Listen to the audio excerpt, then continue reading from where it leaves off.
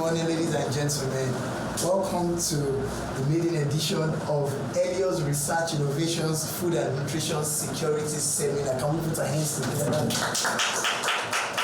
Yeah, Elios Research Innovation is a human security platform with a primary focus on improving and advancing food and nutrition security. The ERI is under the able oversight and leadership of Dr. Precious Gabriel. She holds a doctoral degree in peace and development studies with specialization on food and nutrition security. Her scope of work also extends to other human security initiatives alongside United Nations SDGs. I can assure you that with this seminar, you will go back empowered with practical knowledge, that will take your well-being to the next level. Join me to welcome Dr. Precious Gabriel.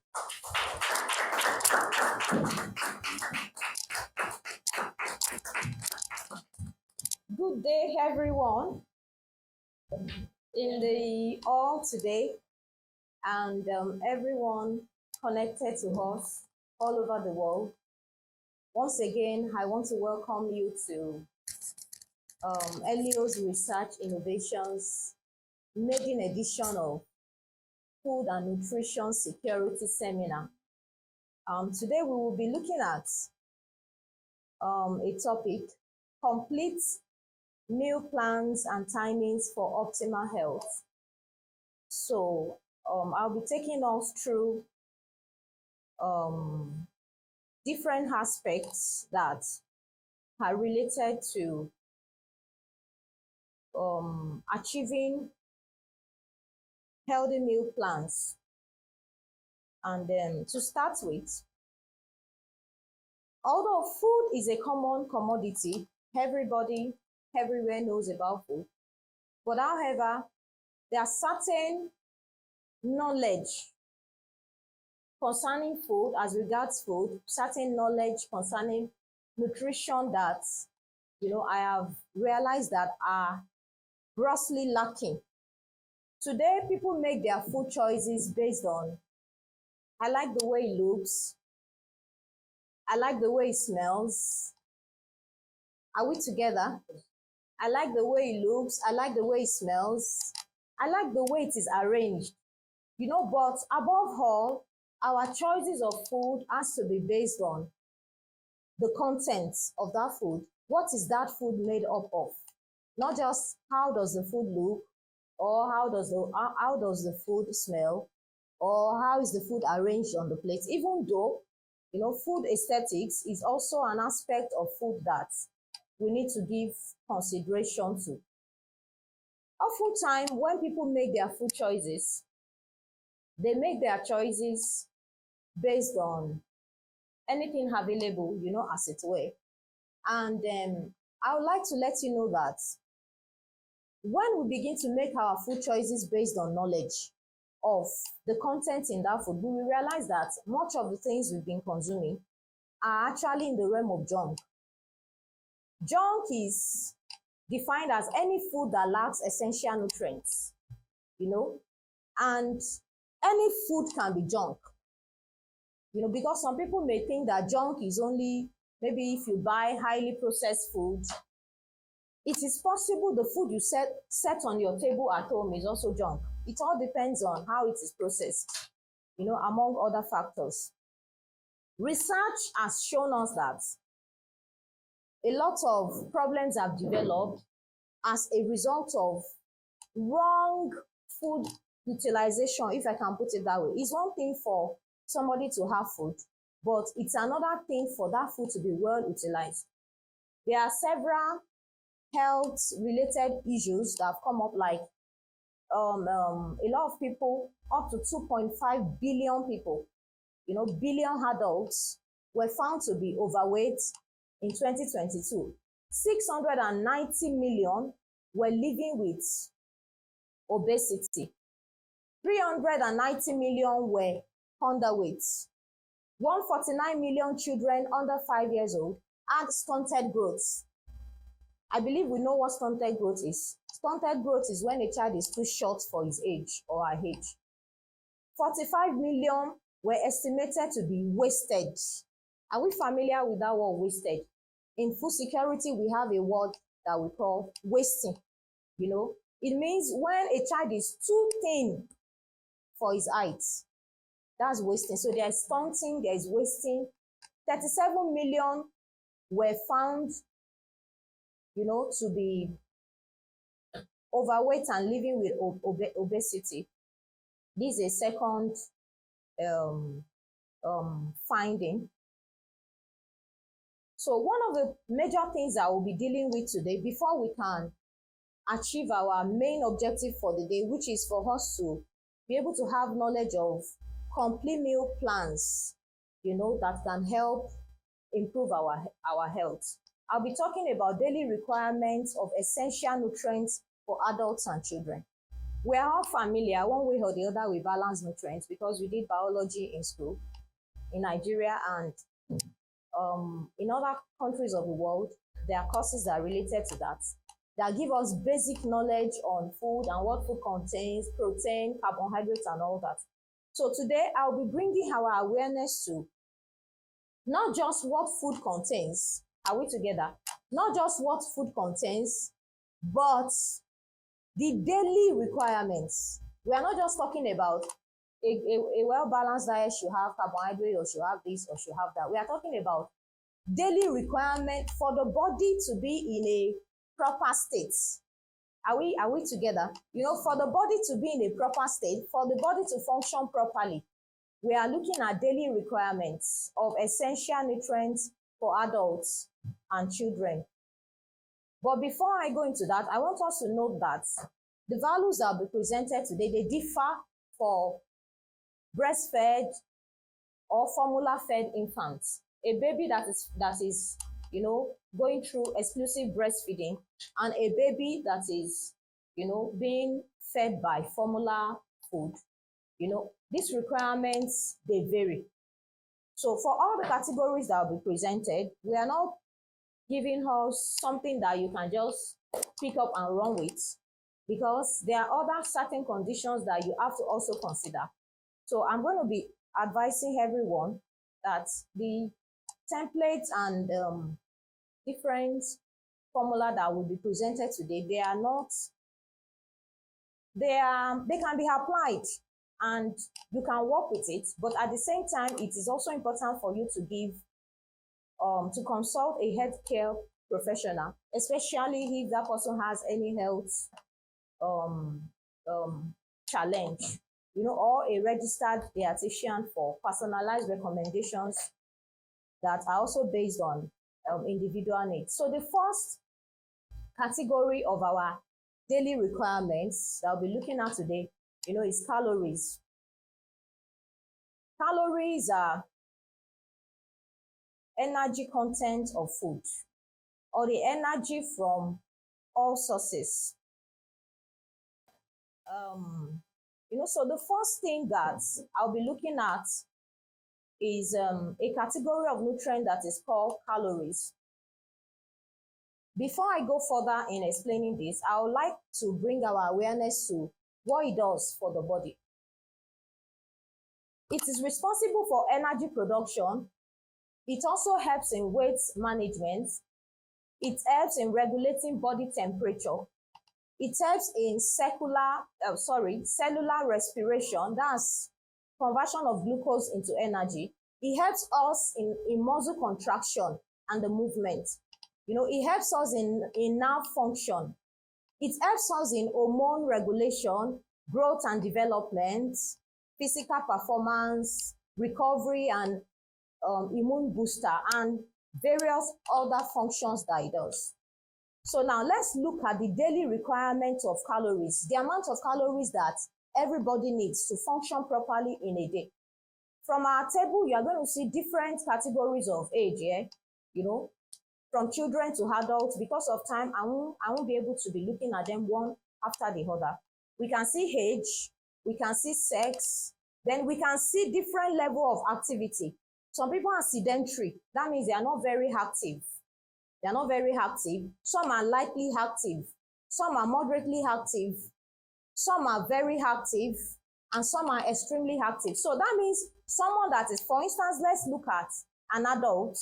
Let's look at the category of the age 19 to 30, you know, for a male, for a female. For someone that is very active, that person is going to be needing like 2,800 to 3,200 calories in a day. And for a female that is extremely active will be needing like 2,600 to 3,000 calories per day. Now, it is important that we have knowledge of these things, and it is important that from time to time you try to analyze the content of calories in whatever you are eating. It's not just sufficient for us to eat, like I said when we started. It's not just sufficient for us to eat, but it is important you have knowledge of, I need, for instance, as an adult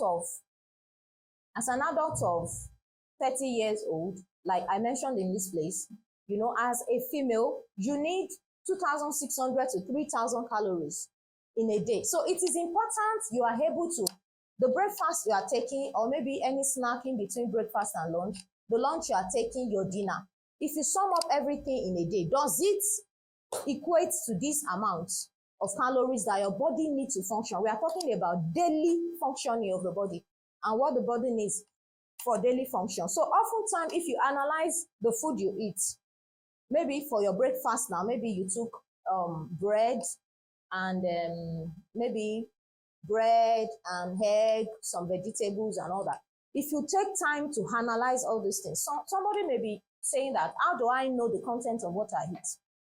You can also, there's no way that anybody can achieve proper diet, as it were. There's no way anybody can achieve providing for your body the daily required nutrients without also, you know, engaging yourself in making certain kind of research. Do you understand? You can pick up your phone, you can search, you can do some little, you know, content of calories in, for instance, maybe you choose to eat rice this morning, maybe rice and a few other things, you know, that support it. You can pick up your phone and you can do some little research that what is the content of calorie. Oftentimes you find out that what you are eating is just able to supply very little. It might be supplying like 200 and your body needs like 3,000 in a day. That's, let's say, breakfast. If you pick up your lunch and you analyze it again, you find out that maybe that lunch is also just supplying maybe like 300 or 400 calories. So oftentimes, the foods that we eat, the choices of food we make for our breakfast, our lunch, our dinner, if you sum up everything, they do not equate to the amount of nutrients that the body needs. This is an example for calorie. Because of time, I just mentioned one of the categories. Let's check the second nutrient that the body needs. I'll be going to proteins. Proteins are commonly known as building blocks, you know, and the functions of protein include they build and they repair tissues, they catalyze biochemical reactions, they help in transporting molecules, they regulate gene expression, they maintain fluid balance, you know, and the pH of the body, and then they support immune function. Now let's look at the amount of protein that an adult, if you look at this table, you will see it was broken down from, actually we covered zero to, you know, 0 to adulthood. For the babies, you will see their own recommendations at the bottom of the table, 0 to 6 months, 7 to 12 months, 1 to 2 years. But from the top of the table, you will see 2 to 3 years old, 4 to 8, another. But let me just pick one category. Adults. Let's say 31 to 50 years old. A female, 31 to 50 years old. 31 to 50 years old female that is extremely active. You know, it means you go out in the morning, you go out to work, and you come back, you know, in the evening. Some people even run 2 jobs in a day. So for a female that is extremely active, that female is going to be needing like between 82 and 90 grams of protein. recalling what I had said when I was talking about calories, also, it is possible that an adult, breakfast for an adult, lunch for an adult, dinner for an adult, it is possible for protein, foods that can supply protein, not to even be featured at all. Because we have a society where people, and you can easily confirm this, oftentimes among the children. Most children grow up, with an habit of choosing food. In my own experience, oftentimes, my daughter will say, I don't want beans, I don't want beans. Beans is not the only source of protein, but we know that beans is a good source of protein. So oftentimes, you see kids, we want to choose what they want, and oftentimes the choices they make may just be more of carbohydrate, and even as adults, even though you have knowledge that I need some measure of protein in my body, but it's not even every day that we feature food. Our consumption of egg, our consumption of meat, our consumption of fish is not like your plate of food is 50% protein and then 50% carbohydrate. Oftentimes, what dominates the plate often, like in Nigeria now, what dominates the plate often is all carbohydrates, and then maybe just small portion for protein, and then zero or small portion of vitamins, and all that. So for protein also, like I have said, for an extremely active individual, you need between 82, that's if it is a female, you need between 82 and 90 grams. For other categories, for details on other categories, you can find it on that table. But for want of time, I will not be able to go over that. So I will pick up the next category of nutrients that our body needs in a day. We're talking about fats. So if we can recall, I've talked about calories, I've talked about proteins, and now I'm talking about fats. Fats is not, nobody can do without fats. But however, excess of fats can put the body in trouble.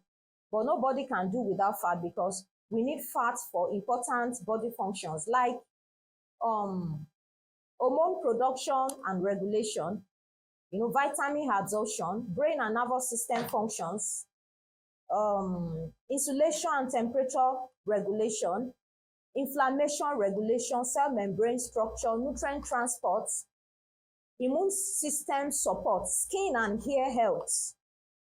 You understand? But it is also important that the sources, we are still going to talk about sources of all these things. It is important that the sources of fats are healthy sources. So somebody cannot say that, I need fat, I need enough fat for my body, for my skin, tissue repair and all that, and just pick up any kind of fat. So now let's look at the daily fat requirements. Let's pick one of the ages here. This is 31 to 50 for a male that is really active, very active. I'm looking at the last,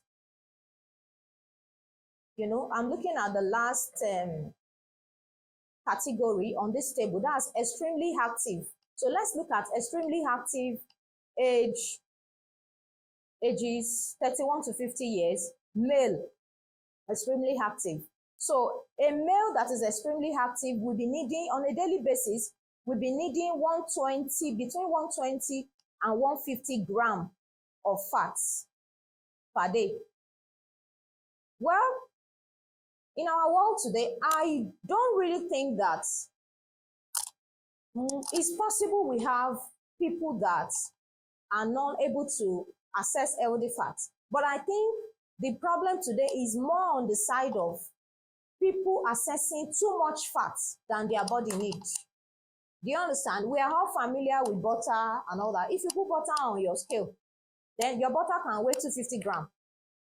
But now, what can we see here as a daily requirement of fats that our body needs? 31 to 50 years old for a male, 120 to 150 grams. That means all your food that day, every fat in each of the food should equate to that amount. But we live in a society where before you can even, for some, or maybe when you enter a restaurant, before you can access the soup itself, you first see a lot of oil dancing on top. You understand? You first see a lot of, and then we enjoy a lot of frying, fry of pepper, and there's no way you can fry without oil.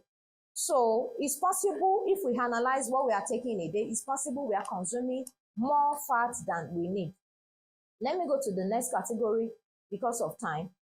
So the next category is carbohydrates. Carbohydrate is a type of micronutrient that provides energy. Almost everybody know that. And then it gives us energy, it helps brain function, it helps water balance. That means it regulates water that is entering the body and water that is leaving the body. It helps our digestive health. It helps our muscle functions. It helps hormones. It regulates hormones, immune function. It maintains cell membrane structure and function. Let's check the details under this category again. Let's pick 19 to 30 years old. 19 to 30 years old, female that is very active. So I'm under carbohydrates now. Female, 19 to 30 years. We can see 330, between 330 to 390 gram of carbohydrate per day.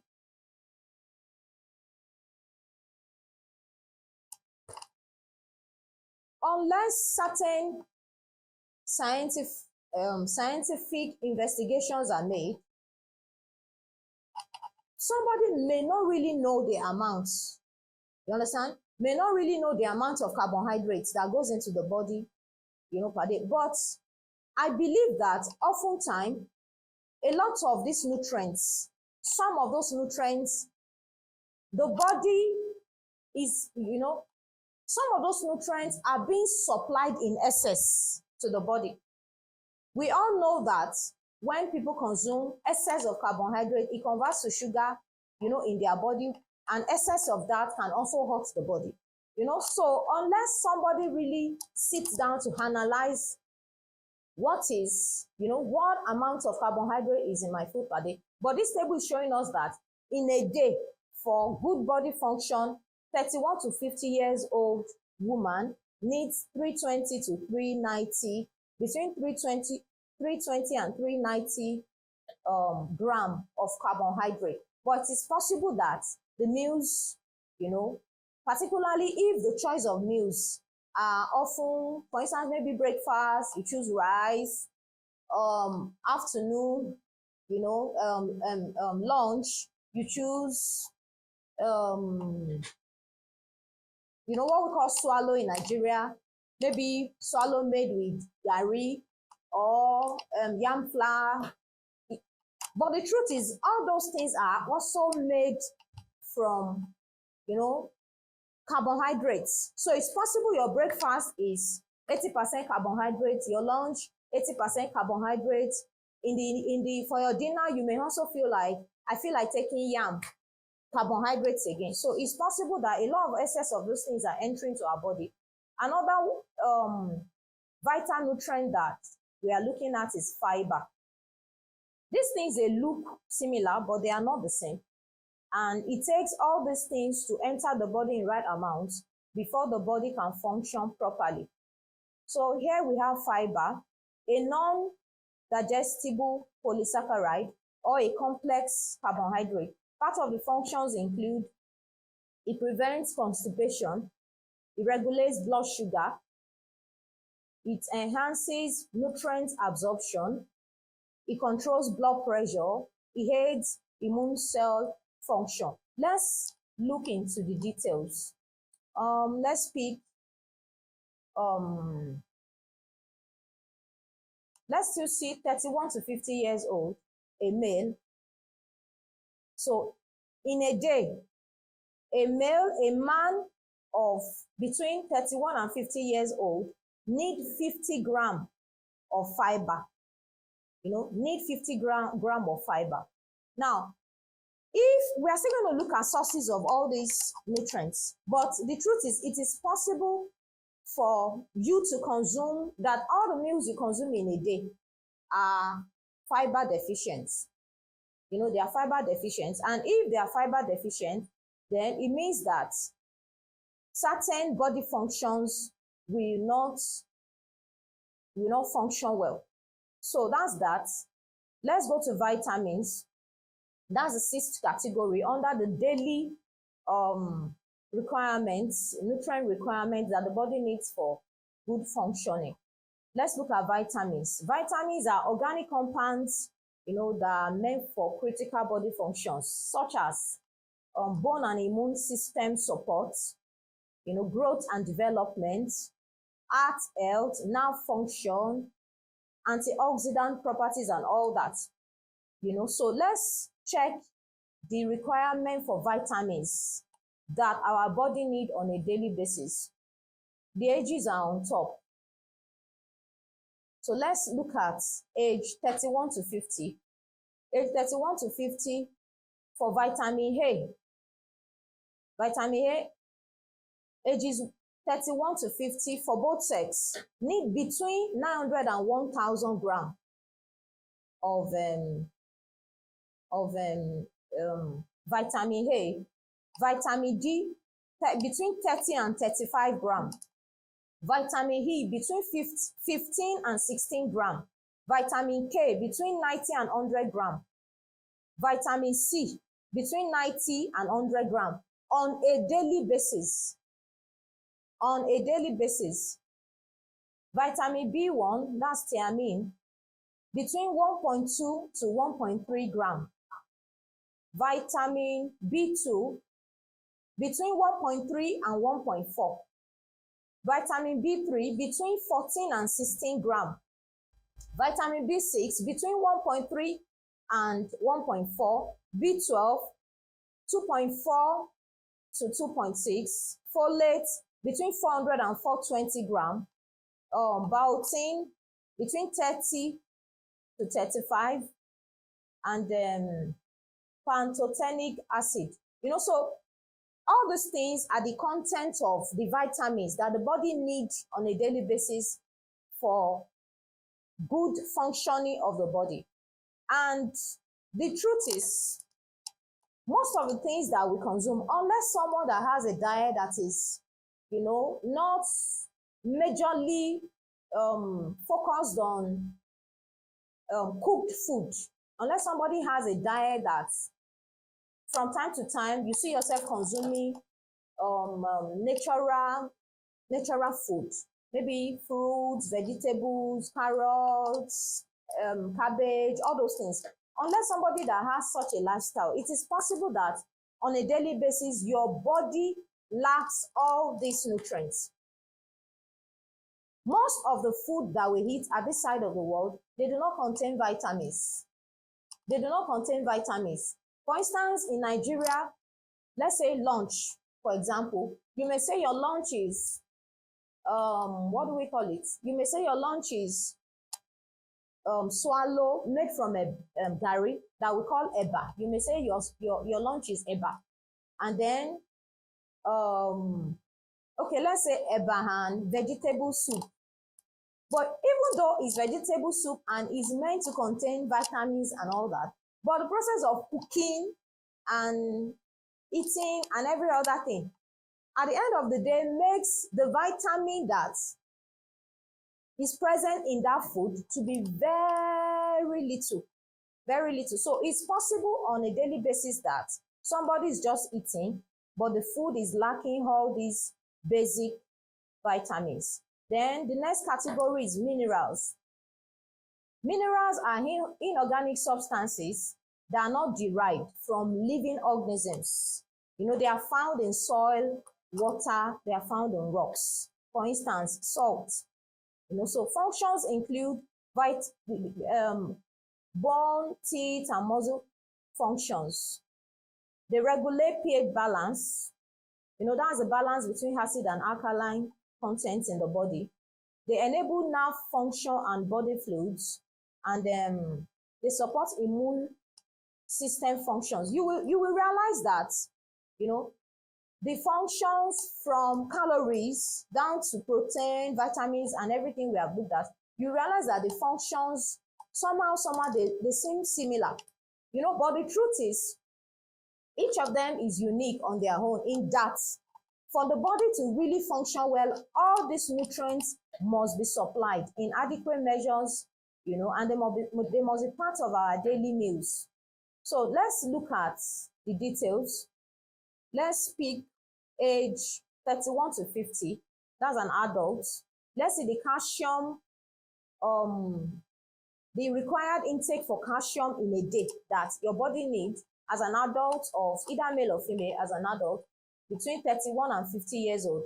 Calcium, a body needs between 1,000 and 1,200 milligram of calcium.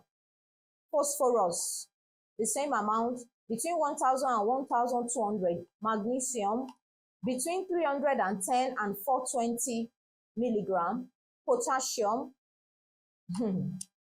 potassium between 4,700 and 5,100 mg potassium daily. I'm smiling because, thinking about our regular meals, you are just asking yourself that, where did the potassium come in? You are thinking about your breakfast and you're like, where did the potassium come in?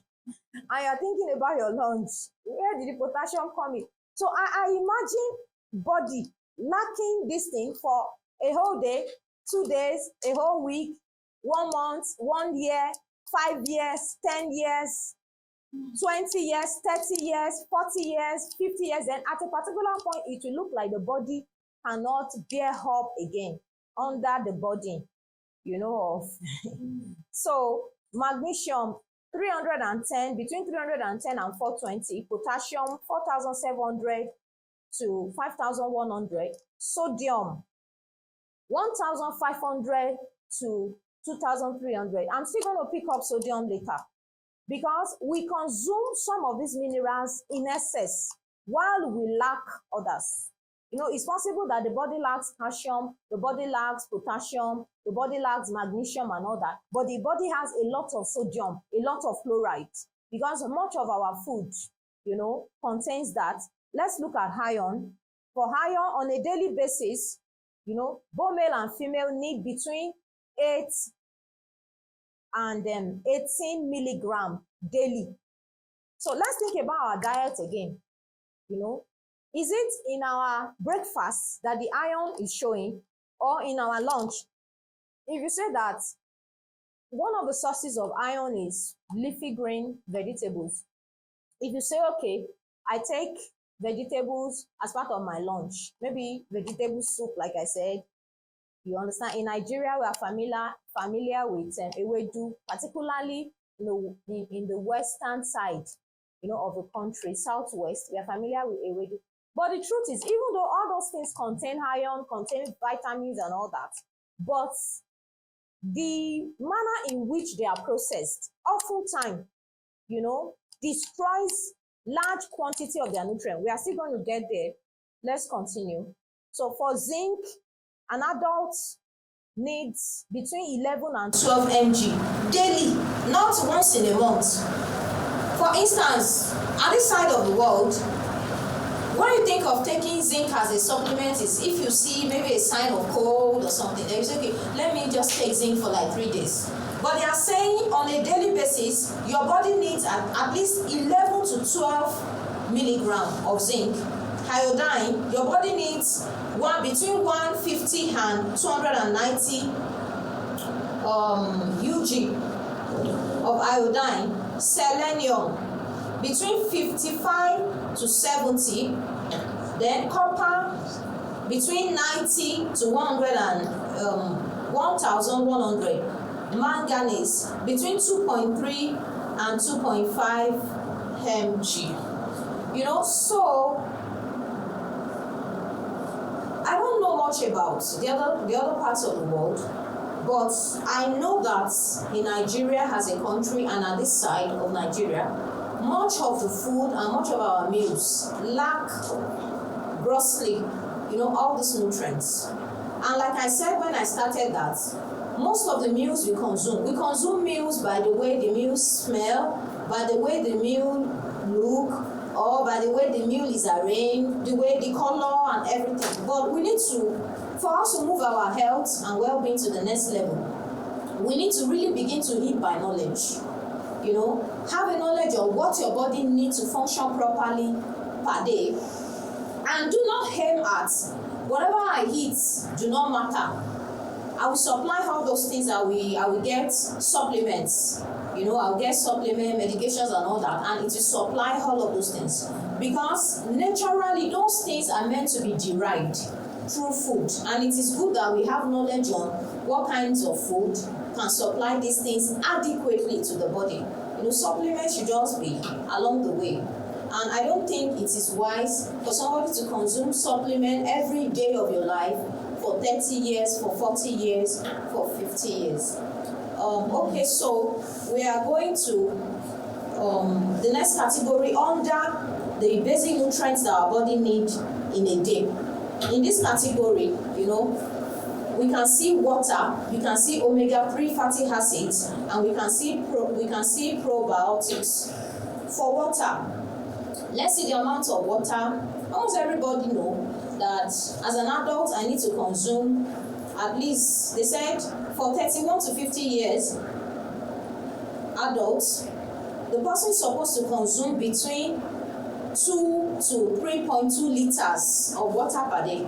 Oftentimes we know we need to consume between 2 to 3 liters of water, 3.2 liters of water per day.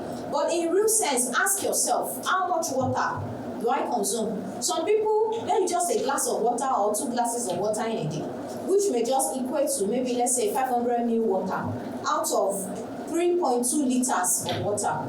You know, and it's possible for a body to also be deficient of water, and water does a lot in the body.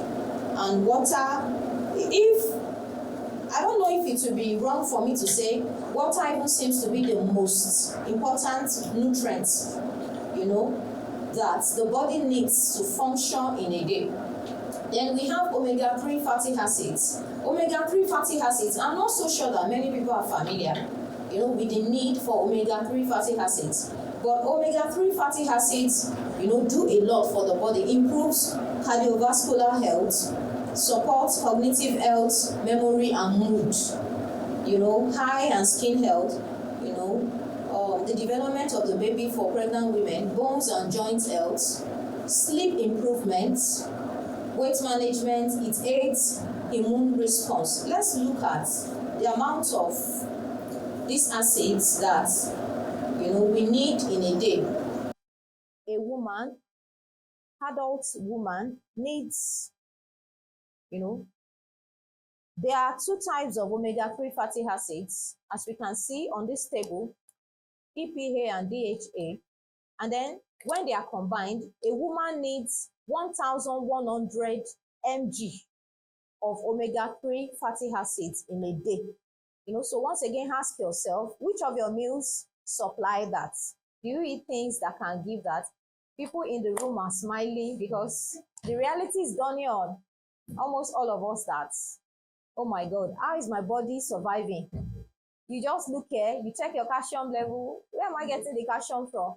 You check your potassium, 4,700 mg. I mean, where will I find that in a day? Not in a week, not in a month, in a day. So 4,700 in 10 days, 47,000 mg. Where am I going to find that from? Okay, so we also have probiotics. I also believe that probiotics is something that many of us are not very familiar with, but is also very good. And a certain amount has to enter the body on a daily basis to be able to help that body to function well. Probiotics enhance nutrient absorption. You know, it improves mental health. It helps immune system support. It reduces allergy symptoms.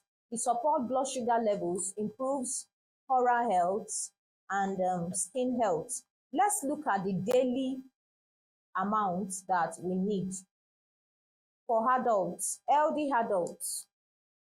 100 to 500 milligram of probiotics, or 1 to 10 billion CFU. You can see the meaning of CFU in the bracket. Number of viable bacteria in a probiotic supplement or food item. So once again, think about it. Which of your foods supply probiotic in a day? So some of those things we have to consciously look for the foods that can supply them and make sure that we work them into our diet on a daily basis. Okay, so that's that on the daily requirements of nutrients that our body needs, just to give us an awareness, because we are talking about meal planning. There's no way you can plan your meal if you do not even know what do I need to bring into my meals on a daily basis to be able to supply my body with adequate nutrients, that can optimize my health. So I'll be going to the second aspect of our discussion today, that is natural sources of essential body nutrients. And because of our time, I won't dwell much, but I believe that it is also very important for people to know all these nutrients. Where can I find them? So look at the table. You can see calories, and you can see nuts, almond nuts, walnuts. You can see seeds, pumpkin, chia seed. You can see whole grains like brown rice, wheat is also in that category. You can see fatty fish, salmon, tuna. Then you can see avocados. So these are not the only sources of calories. These are just like examples of places where you can find them. But we can also do a little more research to know the things that can really supply our body with the amount of calories that we need in a day. Then protein, lean meats, chicken, turkey, at this side of the world, Nigeria, snail, goat's meat is still lean meat to an extent. Then we have fish, salmon, tilapia, and some other fishes in Nigeria. We have eggs, legumes, that's lentils and chickpeas. We have dairy, milk, Greek yogurt. So we can find our protein there. We can find a good amount of protein in beans, red beans, white beans, and all that. Then fats, of course, we have a lot of fruits that supply that. Avocado does that. Then we have nuts. Most of our nuts, almond nuts, walnuts, then seeds, chia seed, flax seed. Then, of course, the fatty fishes, salmon, tuna. Then the oil, like olive oil. We get good amount of healthy fats from all the sources. Then carbohydrates, carbohydrate, whole grains like brown rice. Whole grains means grains that still has fiber in them. That's what they mean by whole grain. So brown rice, fruits like apples, banana, and pineapple also has fiber in it. Vitamins, sweet potatoes has a lot of fiber, legumes and all that. Let's look at fiber. Sources where we can get fiber. Like I said, fruits, apples, berries, vegetables. You have carrots, whole grains, brown rice, and then your nuts. Then vitamin A, sweet potatoes, carrots, dark leafy greens, fatty fish like salmon, vitamin C. Most of our fruits like oranges, lemons, berries give us vitamin C. Vitamin D, fatty fishes like salmon. Then vitamin E, nuts. We find vitamin E in most of our nuts, almond nuts, walnuts. Then in our seeds also, chia seed, flax seed, and vitamin E is also in vegetable oil. Then vitamin K, leafy green like spinach, kale. Calcium, we find calcium in milk,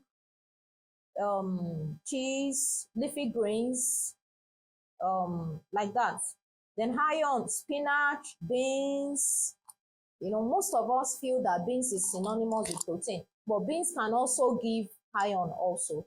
Then we have a lot of iron also in leafy greens.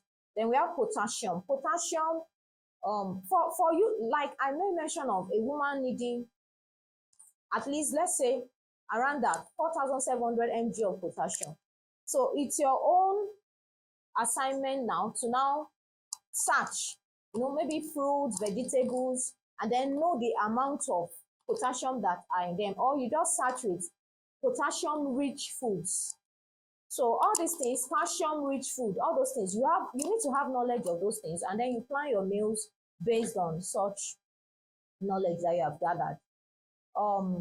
Zinc, we can find zinc in beef, chicken, pumpkin seeds, sesame seeds, magnesium, dark chocolate, avocados, leafy greens, and all that. Omega-3 fatty acid, their main sources are fatty fishes like salmon, sardines,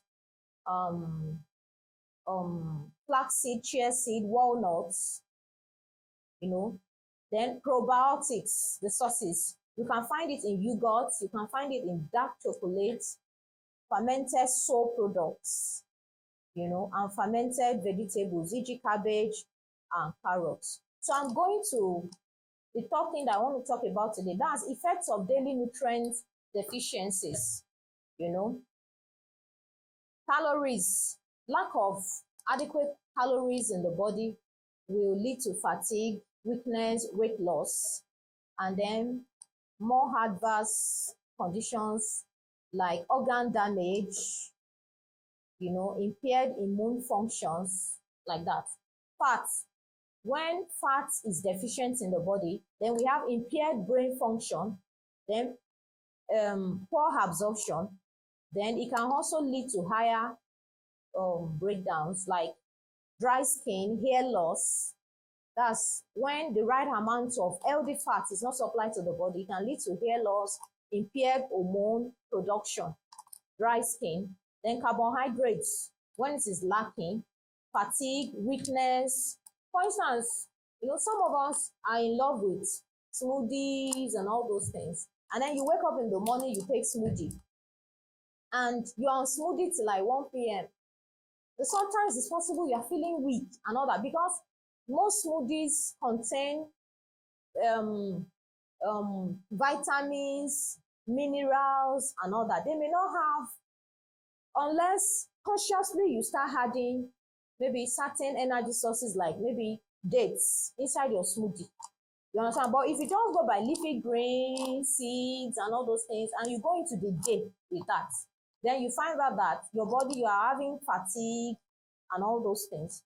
So we need fiber also. When it is deficient, it leads to constipation, and then it can also lead to more adverse conditions, intestinal blockage, colon cancer. Vitamin A deficiency leads to night blindness, impaired immune function, and then more terrible issues. Then vitamin D will make the body vulnerable to infections. Deficiency of it will make the body vulnerable to infections, and it can also lead to autoimmune diseases. So all these things are very vital. We need to pay attention. Then vitamin E deficiency leads to poor immune function, skin problems. It can lead later on to vision loss. That's vitamin E deficiency. Vitamin K deficiency can lead to bleeding disorders, bone health issues, and then to more terrible conditions later on. Vitamin C, impaired immune functions. Vitamin C, when the body lacks vitamin C, it's a build-up on a daily basis. Nothing is supplying the vitamin C, and then later on the body can begin to have those kind of issues. Calcium, when the body is deficient of calcium, you can have weakened bones, so sometimes feeling weak and all those things. It might just be that your body is really running low on calcium, and it can also lead later on, it can lead to bone fractures. Then iron, anemia, fatigue, weakness. So it is important, especially for women, it is important that the daily amount of vitamin, iron that our body needs, we are able to supply, so that we don't experience anemia and all that. And then when iron deficiency for the body continues for a long period of time, it can lead to organ damage. It can lead to impaired cognitive function. Then potassium, lack of potassium in the body can lead to muscle cramps from time to time, heart issues, later on cardiac arrest, respiratory failure. Zinc, impaired immune function, wound healing issues. Wound healing issues. When zinc is deficient in the body, and then later on it can lead to growth retardation, mental health issues. These things, there are things that we need to really pay attention on. We don't need to wait, until later years when the body begins to now, show up a lot of issues. But right now, prevention is better than cure, like they say it. Magnesium, I think I've talked about that. Magnesium, deficiency of magnesium in the body leads to muscle cramps, and then later on seizures, respiratory failure. Then omega-3 fatty acids, when they are deficient in the body, increased inflammation, poor heart health. And then they can also have issues that are psychological in nature, like depression, anxiety, impaired cognitive function. Probiotics. When we don't have probiotics in right measures in our body, and we're not just talking about in a month, have it in your body, on a daily basis, then we can have issues with digestive, issues, we can have impaired immune function, and later on it can lead to mental health issues, and then autoimmune diseases. Then water also. When we don't take the right amount of water that our body needs daily, it will lead to dehydration, it will lead to fatigue. So that means lack of adequate water in the body can also make someone to feel weak on a regular basis. It can lead to headaches. For people that, I'm not a health person, I am focused on food and nutrition security, but I like to research generally on different things that concerns food and how it affects our health. So some people have headaches on a regular basis, and you're like, why am I having a headache? Why am I having a headache? You should check all these things. Check your water content also. And then when the body on a regular basis, you are just on 2 cups of water in a day, or instead of water, you take a bottle of drink instead of water. Some people feel that a bottle of drink and water is the same. They are liquid. No, they are not the same. You feel thirsty, you take tea. You feel thirsty, you take drink. You feel thirsty, no. So if the body lacks water and it is persistent, it can lead to organ damage, and it can also lead to death. Okay, so the next thing I'll be talking about is which meals are more important in a day. I have heard people say maybe breakfast is the most important meal, and I try to research on it, that is it true that breakfast is the most important meal? So, but then what I found from my research is that all meals are actually very important, because it is difficult for you to pack all the nutrients that your body needs, put it in your breakfast, and say that you will not even have the ability to take it, because there's an amount of food that your body can break down per time. So it's important that we spread out the meals, and then we spread out the nutrients into all the meals in a day. So all the meals are important. Research suggests that breakfast is the most critical meal of the day. Most critical meal of the day, because it kickstarts your metabolism after overnight fasting and provides energy for mental and physical activity. So the reason why breakfast is very important is because that's what you are taking into your day to face the activities of the day. So, like we know, there are 3 basic meals: breakfast, lunch, dinner. It's important we talk about all these things, because the reason why we are here today is to discuss complete meal plans for optimal health. So it's good we take it from the beginning, and now we are getting close to it. Breakfast boosts metabolism, and it gives energy and concentration after overnight fasting, like I mentioned earlier. Then for lunch supports midday energy and productivity. Then I'm still going to talk about tips that can help us for breakfast, that can help us for lunch, that can help us for dinner. Dinner helps with relaxation and preparation for sleep.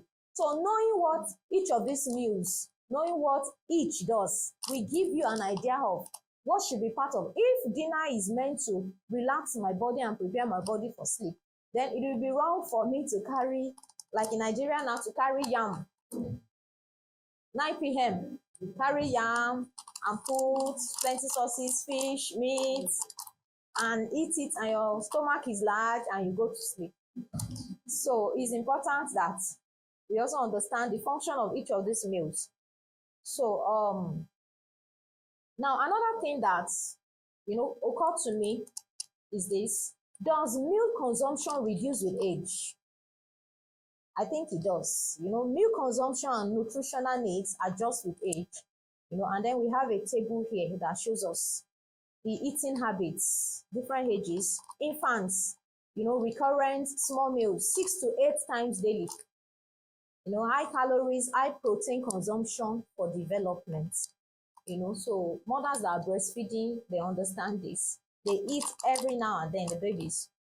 And it is also important that the mothers are also eating too, so that you can have what to give. Then we have toddlers between ages 1 and 3. They eat 3 to 5 major meals, not snacks. 3 to 5 major meals, 2 to 3 snacks daily. So if your toddler is asking for food, don't shut him down and say, have you not taken breakfast? The toddler needs more than you. You may take breakfast and be fine. The toddler will take breakfast, we ask for extra food, we ask for snack after that, between lunch and before lunch.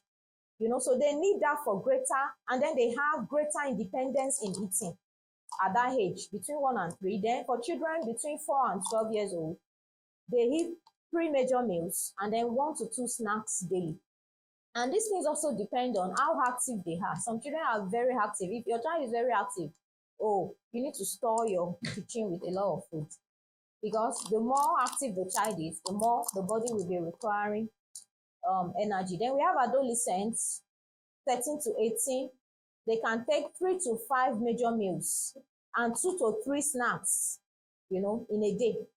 Then they have need of highest calorie and nutrient requirements for growth. Then we have adults between age 19 and 64, 3 major meals, 1 to 2 snacks daily.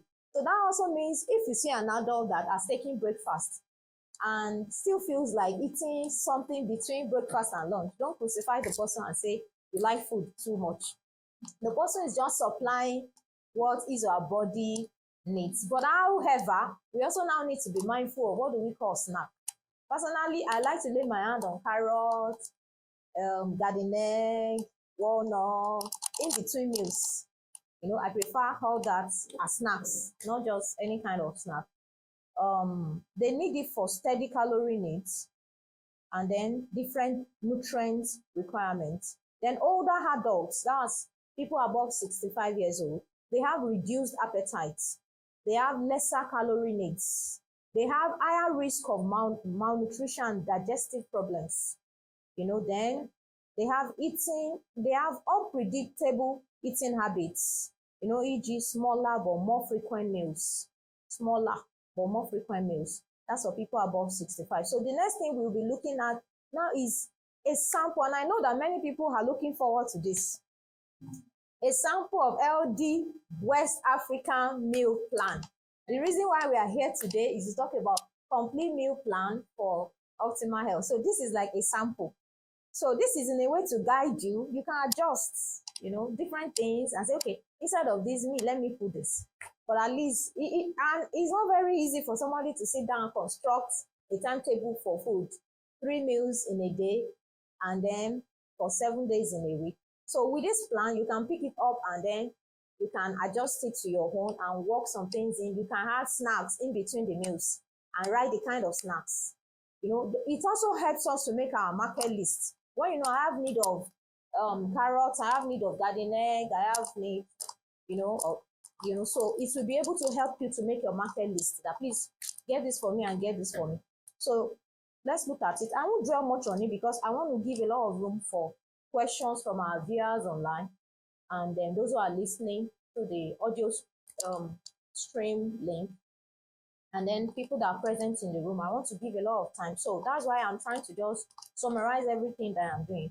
But if you look at that sample meal plan, you will see Monday breakfast. You will see what I put there as starter between 7 a.m. Now, one thing that I also want us to take away from today's seminar is that it is not only good that you are able to plan meals that are healthy. It is also good for you to have knowledge of time. that aspect of knowledge, I'm not sure many of us have been able to master it. It's possible you don't take your breakfast till 12, and for no reason. Just there doing many things for no reason. It's possible you rush out of the house to work. We don't plan for breakfast.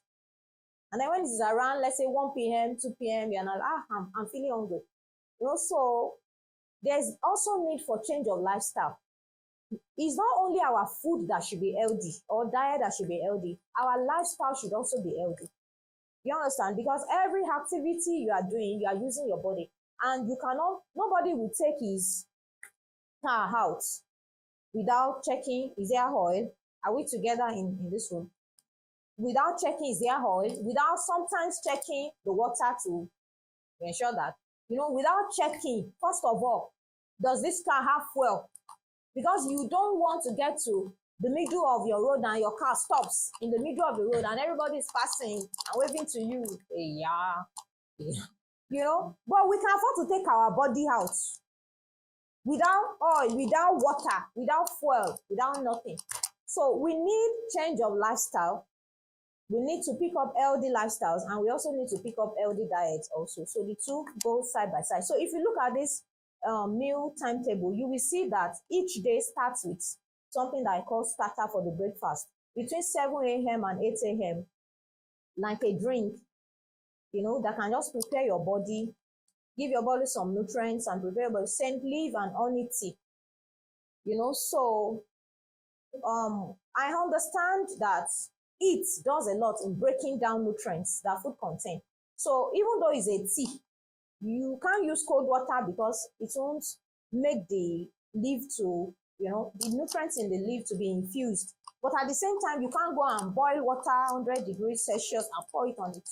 So water that is a bit hot, mixed with some water that is in room temperature, and then keep it in your flask. After some minutes, it will be infused into it. Then you can have maybe like one spoon of honey, depending on what you want. So that's starter for Monday. Then we have the breakfast itself, like that boiled sweet potatoes, fish, and vegetable sauce. I won't be able to run through all these meals, but I'm just going to give us basic tips that we can use in selecting all our food. As much as possible, make sure that, your meals are not just everything on your plate is cooked. Everything on your plate is cooked. You understand? That everything on your plate is cooked. Maybe at another time, we might also pick up the aspect of food utilization, particularly in the area of how you cook to retain nutrients in food. How you cook, because if some people cook okra now, they will leave okra to boil for me. Then you just ask me, what are you boiling?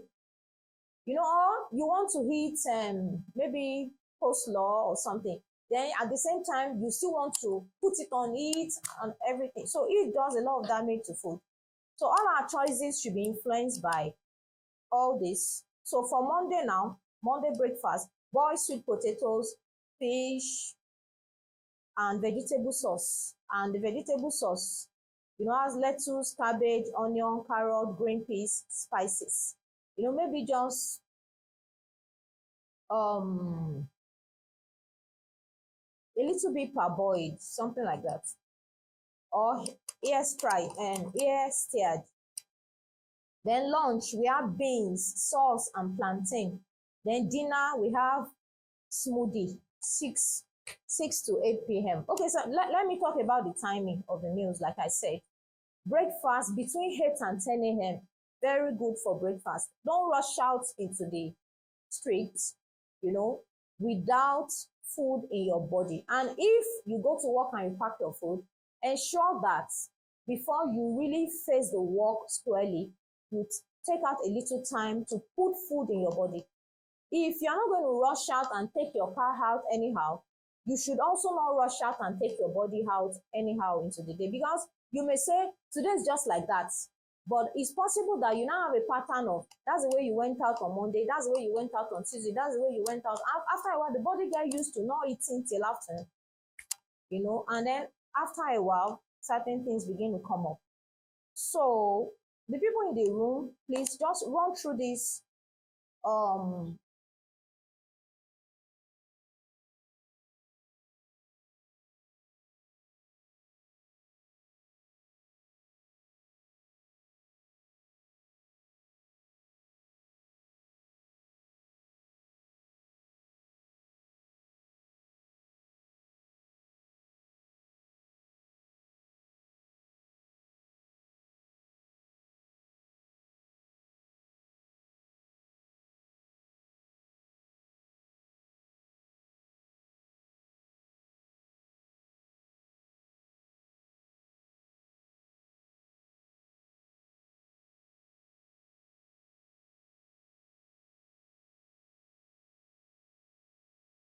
and nutrient loss. So when you boil food, 40 to 60% of nutrients are lost. When you steam food, 20 to 40% of nutrients are lost. When you fry food, 30 to 50% of nutrients are lost. Then grilling, 20 to 40, you will see that they are not all in the same level. Grilling, 20 to 40% of nutrients are lost through grilling. When you microwave food, 10 to 20% of nutrients are lost. You understand? So as much as possible, things that are mild, like vegetables and all that, we should not subject them to excess heat. You know, knowing fully well that I need a lot of nutrients, I need a lot of minerals, and you know, most of the food that we are able to set our hands on do not contain. I said that everyone should endeavor to sit down and check, for instance, check potassium rich food. Have a list. Calcium rich food, have a list. Then from time to time, bring them into your diet. Now, when you check potassium rich food, also try to check the amount of potassium in, you can say amount of potassium in 100 gram, for instance, amount of potassium in 100 gram banana. If you check potassium rich food and they brought out some food for you, maybe they say sweet potatoes, then say 100 gram sweet potato, you know, what is the amount of potassium in it? Then they may bring it out for you. So when they bring it out for you, it will not give you a knowledge. Okay, so if I hit 100 gram sweet potato may just be like maybe 2 medium size potato if you weigh it on a scale. And if you are eating 4, that means if that potassium supplies 300 milligram, then if you are eating what you are eating is 200 milligram, 200 gram when you weigh it on scale, then probably that might be supplying your body with like 600 milligram of potassium. And then they said that your body needs 4,700 milligram. So that's for sweet potato. What do you want to combine with that sweet potato? Maybe it's vegetable sauce, like what I listed in for Monday breakfast. You know, coleslaw, not coleslaw, carrot, cabbage.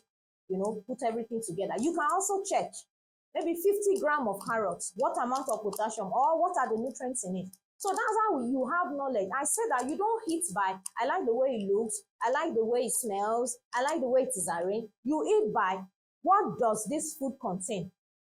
That's also how you make healthy choices. When you look at the food, see the way oil is dancing on it. That says a lot to you. That this food, we have a lot of oil that my body does, excess oil that my body does not need. You understand? And if I see that personally, it just affects my appetite for that food. Even if the food is smelling nice, once I just see it, the knowledge informs me that wow, just informs me. So I don't go by smell, even though nice smell is important and nice look is important. But my mind will just, what is it? I can see if it is fried rice in Nigeria now. We have a meal that is called fried rice. If it is fried rice, I can see what amount of it you have subjected the vegetables inside that rice to. I can see it without even tasting it from the look. I can see the look of the carrots. I think, wow, this food has been subjected to a lot of it. So I know that when I'm eating this thing, I will be eating a lot of junk, because junk is food that has lost nutrients, that it may still have nutrient, maybe 20%. That means I'll be loading my body with a lot, give my body work to do, work. So you want somebody to work and the person will not get any reward for what he's doing. You just labor to break down those food and all those things. So I might just eat small. So the knowledge determines my appetite for what I eat. You understand? So as much as possible, when you gather your food together now, your sweet potato, your this, your that, you know that if you boil it and you overboil 40 to 60%, that means, you know, what's coming to me now is, that means, for instance, if you want to cook sweet potato, instead of putting it inside your pot big like that, pour plenty water and let it cook for like 1 hour, you can just slice it in a way that if it cooks for like 5 minutes, it will be done. That means you are not subjecting that potato to excess. Instead of just leaving it and it keeps cooking, it's not soft yet. You put it, it's not soft yet. If you cook it, you waste other resources, you waste your gas, you waste many things. You know, so steaming, frying, and all that. So let's try to also do personal researches on all these things for us to be able to know what we should bring into our diet. You know, so it drastically reduces the limited nutrients in our food items. To improve nutrient intakes, a need to increase the proportion of fresh foods like fruits and vegetables, you know, is necessary. You understand? We can add some supplements, but we can't use supplements to replace food. You know, our first attempt must be to labor, yeah, and be diligent to be able to provide things that our body, provide all those nutrients, you know, particularly through their natural sources. Sometimes supplements can also add up to help us, but you cannot just be feeding your body with junks. You don't care about what is inside your food. You don't care about what you need, what you don't need that is inside that food. You just eat everything and say that I'll take supplement, or if my body is sick, I will take medication.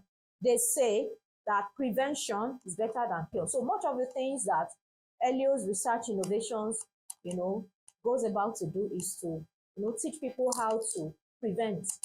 You know, we are not talking about cure, you know, but we just teach people how to prevent things, live healthy. You can live healthy, you know, by doing things right. Then I'll be talking about, like I said, tips for meal improvement. You know, so breakfast, let's look at tips for selecting our breakfast. Focus on balancing protein, healthy fats, and complex carbohydrate because you need energy. So breakfast should supply energy to your body. Then select all unprocessed foods, preferably. You know, then avoid added processed sugars, salt, and unhealthy fats. Then eat breakfast within you know, the early hours to boost metabolism and energy supply. Then let's look at lunch. Let me say this about lunch.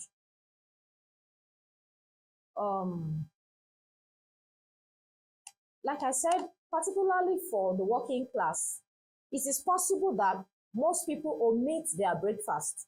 But omitting your breakfast, for instance, a married man, it's possible for a married man to go out with his food in his car.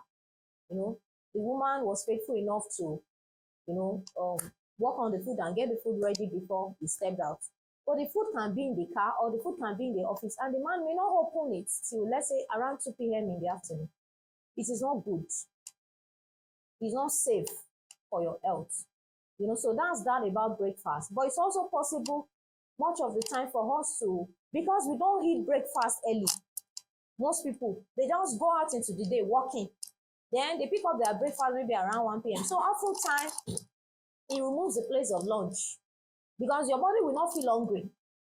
But imagine if you are taking your breakfast, let's say between 8 a.m. and 10 p.m. There's no way when it is around, what time did I give for the lunch? 1 to 3. Between 1 and 3. If you are taking your breakfast between 8 and 10, there's no way your body will not be feeling hungry when it is like 1 o'clock. But if you took your breakfast by 1, there's no way your body will feel hungry for lunch. So most times people now end up just taking 1 meal per day because you are taking your first meal midday, maybe 1 p.m., 2 p.m. And it depends on how heavy that meal is. The meal can remain in your stomach till 5 to 6 p.m. So it means when you reduce your meal intakes, you are reducing the amount of nutrients that your body needs, to work and to function well for that particular day. So let's also make sure that we do not walk ahead of our health. Eat as at when due. It's not just about eating. How you eat and when you eat also matters. So I was on tips on lunch. So for lunch, plan to pack lunch to take if you will be at work during lunchtime. So take your lunch along. Don't just take your breakfast. It's not bad actually. If you are leaving home very early, to pack your breakfast and then to pack your lunch. Some people are like, are you in Nigeria, in the southwestern part, they will say omonje. Omonje means, I don't even know how I can interpret it. Somebody that likes food, but omo means child. Then onje is food. So it's like you pack breakfast, you pack lunch. But you're just caring for your body. It's not that you love food in excess, or you have a bad appetite. No, you're just caring for your body. Okay, that this is, you'll be at work till 6 p.m. or 7 p.m. So why won't you go with breakfast and lunch? Or eat your breakfast before you leave and then hold your lunch. So plan to pack lunch if you'll be at work during lunchtime. Then balance protein, healthy fats, complex carbohydrates, and fiber. Ensure a range of essential nutrients. Then control the portions. Control the portions of food. Your focus should be satisfaction, not to be feeling stuffed. Let me put it in another way. Somebody said that normally you should not be asking children, are you full after they are done eating? But are you satisfied? And I was like, is someone that is a strong researcher in the world of nutrition. So when he said it, I paid attention to what he said, that it is wrong to say, are you full or do you want more? Are you satisfied? Are you satisfied? So it shouldn't be that we eat until we feel stuffed. It's even difficult for you to walk, or you cannot button your jacket. You were able to button it before. After the meal, you cannot button again. You have to. No. You understand? So that's part of tips for lunch. Then tips for our dinner: prepare ahead and consume food early to aid digestion. If you don't prepare ahead and it's 6 p.m. you start making your lunch, there's no your dinner, there's no way you can. For people that maybe may not want smoothies, still want to eat something solid, then it's good you plan ahead. Maybe you start cooking your dinner early hours of the day, and then it can be ready for, what's our dinner time? It can be ready 6 to 8, between 6 and 8 p.m. take your dinner, so that before you go to bed, your food would have digested. A lot of people that have issues with sleep, some of the issues stem from wrong eating habits. So I will move now to hindrances to good metabolic processes. Metabolism is a complex process through which our body is able to convert food into energy for growth, maintenance, and repair. Causes of poor metabolism: sedentary lifestyle. Some people eat a lot of food and yet they are not very active. So if you are not active, you don't need to be stocking your stomach with a lot of carbohydrates and all that. So sedentary lifestyle, poor diets. Example: high sugar, refined carbs, saturated fats. Then inadequate sleep can also affect metabolism for the body. Having less than 7 hours sleep every night. I know some people will be laughing or smiling that 7 hours for what? Some people have 3 hours every night. That's another, part of our research is also to look at the interplay between food and sleep. And I think we are going to come up with that not too long from now. So it is also important for you to give your body adequate sleep. Rest is part of nature that God has given us. Give your body adequate sleep. So inadequate sleep can also affect your metabolism. Then chronic stress, smoking, excessive alcohol consumption, then hormonal imbalances can affect your like menopause, can also determine how your metabolic process, occurs. Obesity, then diabetes type 1 and 2, then metabolic syndrome, then certain medications like steroids, birth control pills, blood pressure medications, antidepressants, and sedatives. They can also affect metabolism, because I know some adults have issue with that. You're like, when I eat, it doesn't digest on time and all that. And then it begins to make you to grow tummy when food stay too long on the inside. So some of these things cause it. Then nutrient deficiencies also cause it. Like vitamin D deficiency, iron deficiency, magnesium deficiency, omega-3 deficiency, and probiotic imbalance.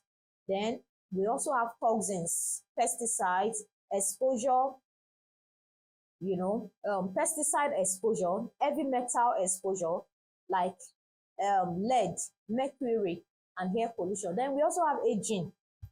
We have aging. If you can remember what I said about if age affects our consumption ability, and we can see the people in the last category of that age that they eat less.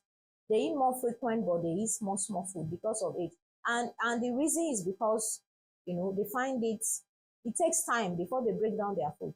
So when you have taken your breakfast and you are still feeling full, you won't have a desire to take the next meal. Okay, so this has brought us to the end of today's presentation on my own part, but I will now give room for the remaining time. I'll give room for questions and answers. So our viewers online and those who are listening, please, you can send in your questions, and then people that are present in the room, please let me have your questions, and then I will take them for the remaining time. I hope you have learned 1 or 2 lessons that you can use to improve your diet. You will see from all these things that I've said that you need to actually engage yourself in learning and in knowledge. You understand? We are talking about your well-being. So nobody will really do it for you. And if you want people to do it for you, then you have to spend a lot for that. But I want everybody to have a good attitude towards having knowledge on these things to make sure that your well-being and your general health improves. Thank you so much. Can I have questions? Can I have questions, please? Do we have questions online? Do we have questions online? If you have questions online, please just pass them across. But if you have questions here, I can also pick them up. Mr. Tomisi from Olafe, I think you should just come up for maybe another 2-3 minutes while we are waiting for the questions to come. Thank you so much. Okay. Can we please appreciate Dr. Precious Gabriel again? Can we please put our hands together? Thank you so much, ma. That was a lot of insights and a lot of exposure. So how many of us are taking enough cashew per day? And omega-3. All right. While we're waiting for the questions, please let us listen to these announcements. Okay. There is a certificate for the participant of this seminar. If you do require it, I can assure you that your participation in this seminar can also boost your, your career stand in certain prospects. And for our online audience and also people that are here, the papers of this seminar is available if you so require it. For those that are online, please, you can make a request via email. Just send a request to Elio Research Innovations or Elio's Research In. Can you help me put that put that on our platforms? Okay, Elio's Research In at gmail.com. Elio's Research In at gmail.com. Put in your request for the papers. I think there are some modalities to it too. For those that are here, you can kindly see Mrs. Sarah Bamidele. Okay. Thank you so much. And immediately after the seminar, we'll be having a photo op, with Dr. Precious Gabriel. Thank you so much. I'm still waiting on the questions. Still waiting on the questions. Our online audience, please, your question should be written as a comment, and you can use the hand raising icon on Google Meet to show us that you have a question. Let me repeat that again. Our online audience should write their questions as comments and use an hand raise icon so that we can, you can call our attention to it. Thank you very much. Are we ready with our question? Okay, thank you. Let me have them. You. Can we welcome again Dr. Precious Gabriel, please?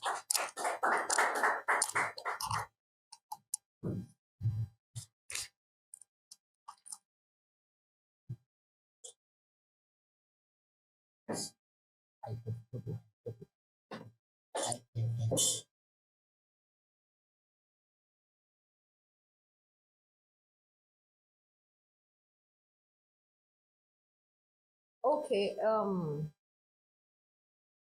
the first question here is on calories and then carbohydrates. So let's go back to the information we have on that.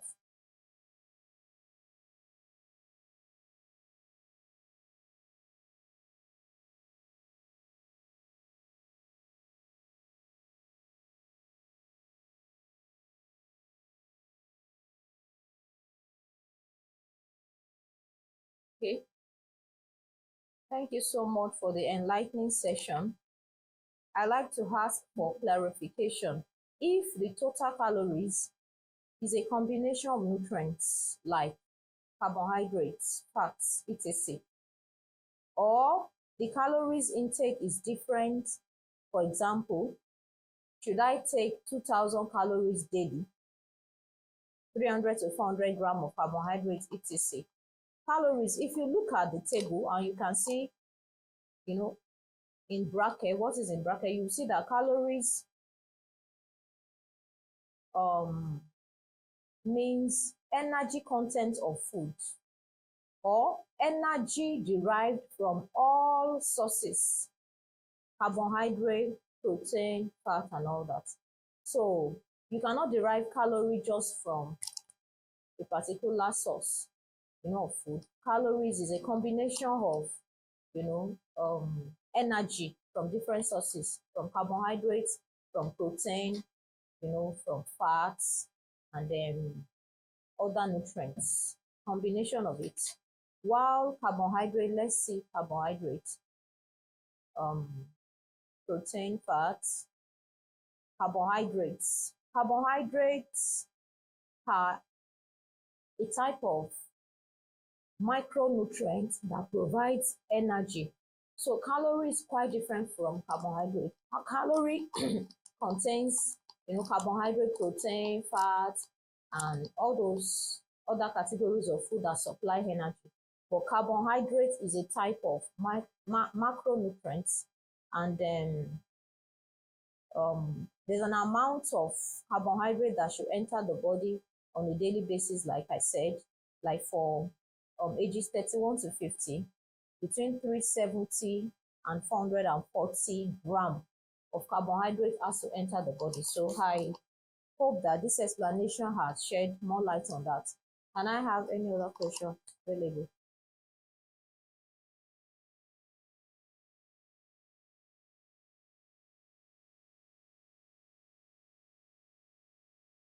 Okay, thanks for the enlightening delivery, ma. Please, ma, there are persons online who emphasize the need to eat less. How realistic is this proposition, ma? If one eats less, how do we get needed nutrients? There are people that emphasize eating less. Yeah, I think I said something similar to that. That it's not about, our question after eating should not be, are you full? Hope you are not feeling hungry again. Are you full? Our question should be, are you satisfied? That food is meant to satisfy, not to make you feel stuck. And I made reference to, I can't recollect his name, but one of the leading voices in nutrition, said that recently And another thing I remembered he saying was that everybody should make their choices of your plates of food, based on your food needs. You understand? You choose your plate based on your, is it food need now or the amount of food? Maybe age, but not really age. Some people are older, they eat less, some people are younger, like that. So, but whatever size of plates that you are choosing, half of your plates, I'm trying to recollect, half of your plate should be, let's say, for instance, if it is breakfast, half of your plate should be grains. Then the other half, 50% grains, 25% is like you share your plate into two, half grains, then is remaining half. Then you share the remaining half into two again. A quarter for your protein, a quarter for your fruits and vegetables, vitamins. You understand? But in this side of the world, you see people, you carry your plate, if it's jollof rice, and then the plate is full. Then the size of the plate that is going to contain the protein might just be maybe 1/10. If you share that plate, some people will be like 1/10. I'm so sorry for people outside of Nigeria. They're just trying to catch a little fun here. So it might just be 1/20 if you share the plate into 20. That will be the place where the fish or beef or chicken or anything will stay. And hardly will you see anything like vegetables. You're like, am I eating fried rice? You understand? So you just eat plain rice like that, or if it is white rice, you put your sauce, you put protein. So back to this question. In real sense, it's not about how much. In a sense, it's not the how much. You understand? In a sense. And if I say it's not the how much, I don't mean that scrape your breakfast, just eat once daily. Because like I said, it might be difficult for us to be able to meet the daily requirements of, all those nutrients that our body needs. For instance, it might be difficult for you to just find one thing that can give your body 4,700 milligrams of potassium in a day. It might be difficult to say that if I eat 1 kg of sweet potato, I will have, you can't digest it. You understand? So if you take sweet potato of a portion here, you take maybe some leafy green, you take some veggies like carrots, cucumber, different things, some leaves, all those things put together. It might not look plenty on the plate, but it is nutrient dense. Do we understand? So everybody should eat based on what your body can take. But I already talked about that,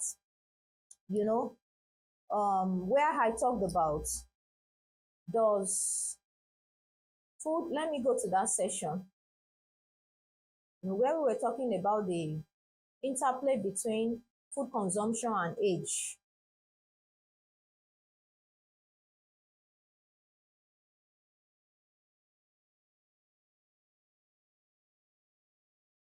I think that should be, please let me project it.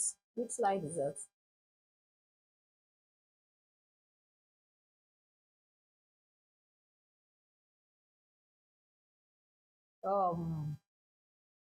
The fourth session, which meals, no, not the fourth session. Okay, it's still under the fourth session. Does meal consumption reduce with age? Does meal consumption reduce with age? Where we're talking about the different categories and how people eat. So it depends on your age, and it also depends on what you do. So for a very active person, the person will need to be consuming, take breakfast, take lunch, take dinner, and all that. So somebody can be an adult. If the person is not very active, you won't have much desire for food. As much as someone that is very active will have more desire. But in it all, whether you are active, very active, or you are not very active, it is important that you supply your body with adequate nutrients. And but you can supply your body with adequate nutrients without necessarily overstocking the body. You understand? You can derive a lot. Like I said, the person that said share your plates into two, half grains. You understand? So somebody that has half grains, half of his plate grains, a quarter of his plate protein, the other quarter vegetables, will not feel stuck. But the person might have succeeded in supplying the body with, a lot of nutrients that the body needs, than someone that eats 3 plates of different meals. Do you understand? So the question is a little bit dicey. I'm not going to say that eat less or eat more. Eat what your body needs, but ensure that on a daily basis, whatever you eat, you understand, is able to supply to your body right amounts of all those nutrients.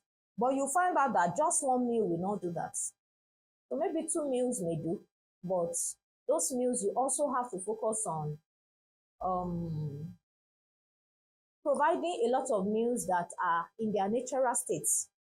You understand? If your breakfast, your lunch, your dinner, if everything is cooked, then it means if your analysis gives you this sweet potato I want to eat as 400 gram potassium, you will have to go back and do another analysis after the cooking.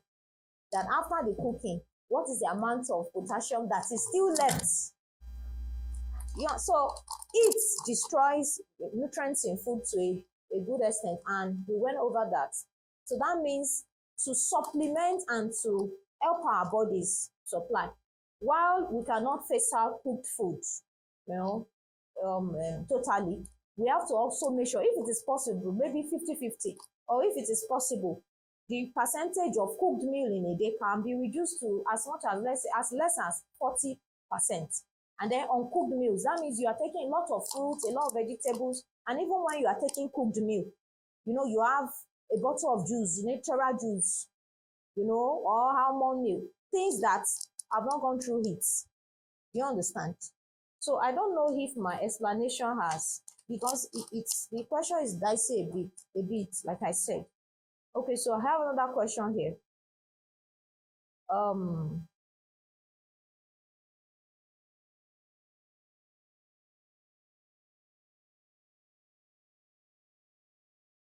Okay. Thank you, doctor, for the presentation. What about someone that engages in a work that involves high energy? Is it advisable to still take tea in the morning as breakfast? Let's go back, because actually that's not what I said. But because I was just talking and it's not as if you have the material for the presentation, so it might be possible for you to leave out certain information. Please give me the slide. Okay, now let's look at the meal plan for Monday. Monday breakfast starter 7 to 8 a.m. We have St. Leaf and honey tea. Then the main meal for breakfast, that's under that starter, 8 to 10 a.m. We have boiled sweet potatoes, fish, and vegetable sauce. And that vegetable sauce, the content is lettuce, cabbage, onion, carrots, green peas, and spices. So that's a main breakfast. If you go to Tuesday, starter, you see lemongrass and honey/dates tea.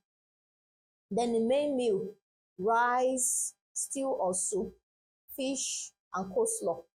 The coleslaw includes carrots, cucumber, cabbage. Let's go to Wednesday. Breakfast starter, cocoa tea and honey. Between 7 a.m. and 8 a.m. Just before food, just to prepare your stomach. Then the meal itself, 8 to 10 a.m. Boiled yam, garden egg sauce, and fish. Thursday breakfast, starter, ginger and honey tea. Then the main meal for breakfast, oats/pap and moi moi or hakara.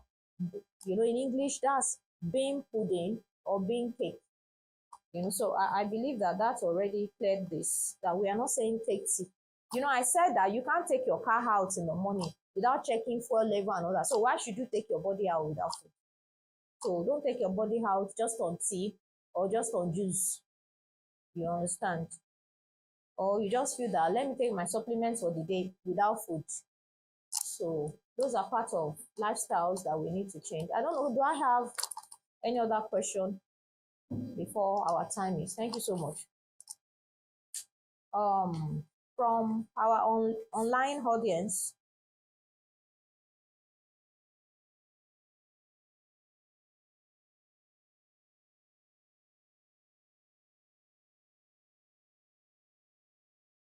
okay, thank you so much, Dr. Precious, for this enlightenment. Please, for a person that wants to lose fat, what kind of nutrients must we focus on? And should someone skip a meal to lose weight? Um, it's still the same thing we are saying. Actually, there are different kinds of diets. There are different kinds of diet. The meal plan presentation here, you know, is just a general, a basic meal plan. It's not directed at anybody with any kind of health objective as per I want to lose weight, or maybe I'm working on my blood sugar level, or I'm working on my blood pressure. It's not directed. You understand? So if anybody has any need, related to that, it's important that you make requests for a meal plan that can that is directly focused on that. We have different meal plans. We have what they call DASH diets for people that are treating, high blood pressure.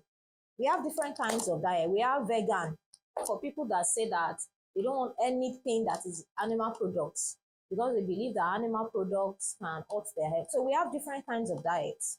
You understand? But for someone that is trying to cut down on excess fat, I can't say that reduce your meal. What I'm going to say is that replace a good portion of your meal.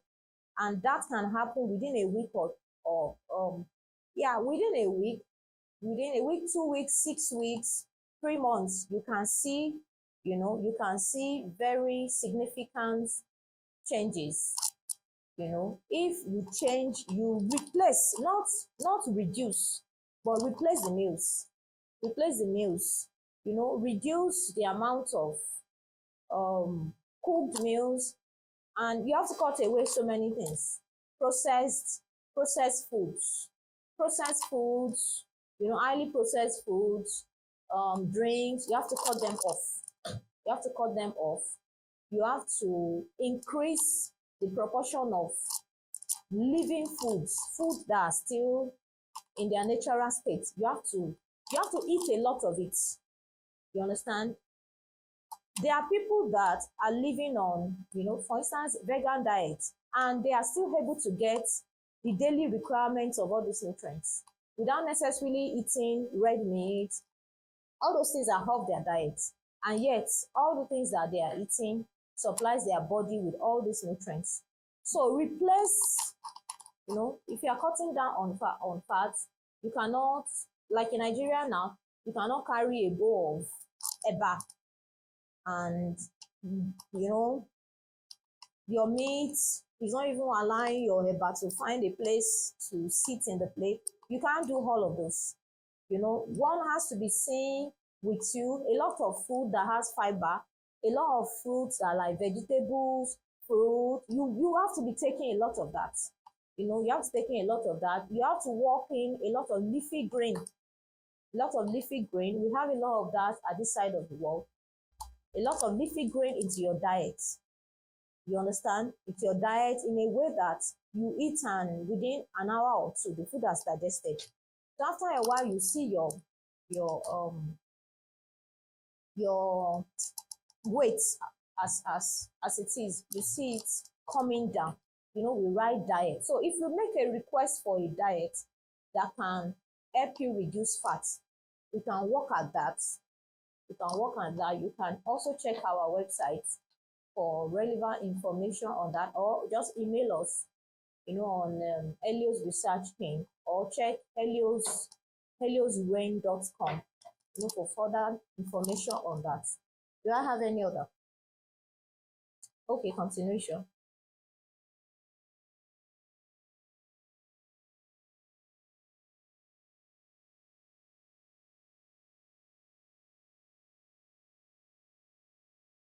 I think I already answered it. I think I already answered it. You know that you will need to sit down or engage someone that can help you work on a meal plan that will remove, you know, I can't say that you should go less on calories, but if you are actually overweight, then there might be a need for you to concentrate on certain kind of meals, certain kind of meals that can help you cut down. But the secrets, like I said, I've had a lot of testimonies from people that were really overweight. They were really overweight. And they just began to focus more on eating natural food, fruits, a lot of that, fruit, vegetables. They stopped eating processed foods, you know.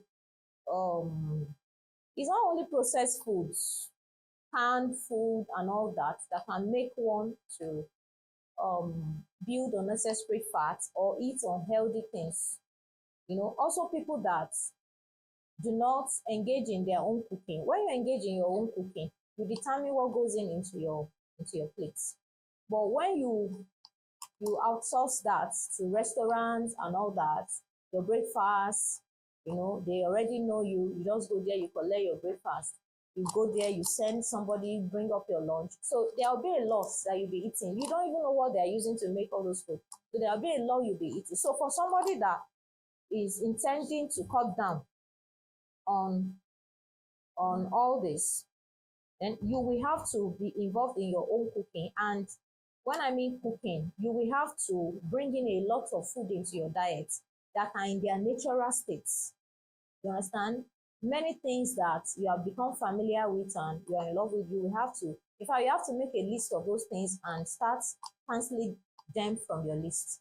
You understand? A lot of things that people eat, a lot, that puts bad cholesterol in the body.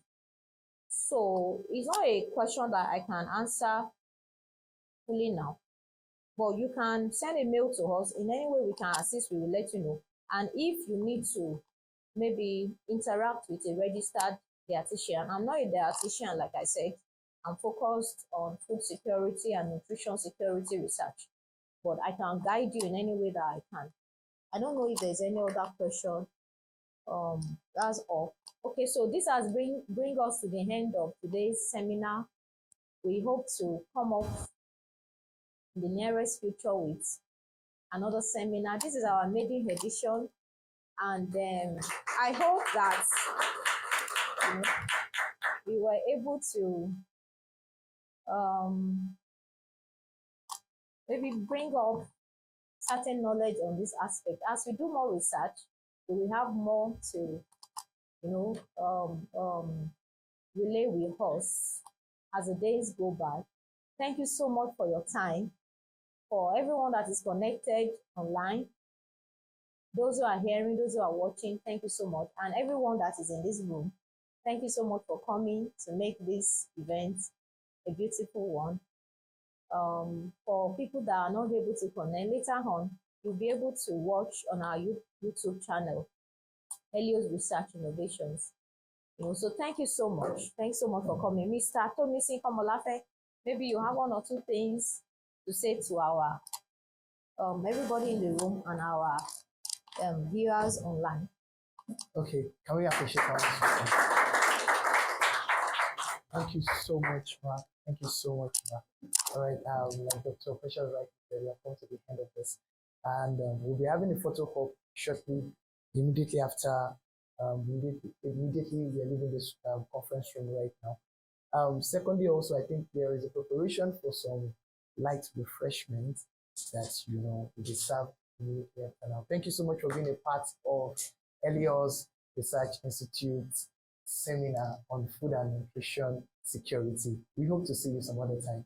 If there'll be any need to contact us or you see our contact information, can reach us on www.heliosrain.com or send a private message to us on a mail to us on heliosresearchin@gmail.com.